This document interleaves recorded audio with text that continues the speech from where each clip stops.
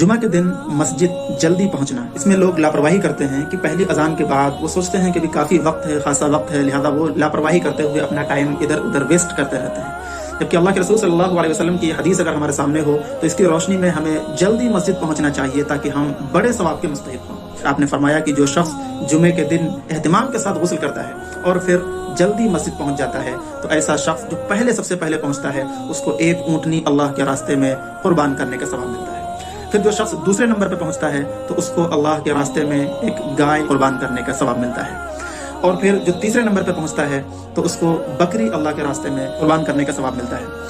और जो शख्स चौथे नंबर पर पहुंचता है तो उसे मुर्गी अल्लाह के रास्ते में सदका करने का सवाब मिलता है। और जो शख्स पांचवें नंबर पे पहुंचता है उसे अंडा अल्लाह के रास्ते में सदका करने का सवाब मिलता है। और जब खुतबा शुरू हो जाता है तो फरिश्ते भी बैठ जाते हैं और बैठ करके खुतबा सुनने लगते हैं। लिहाजा वो शख्स जो अब खुतबा शुरू होने के बाद पहुंचता है तो वो इन तमाम ज़िलतों से महरूम हो जाता है।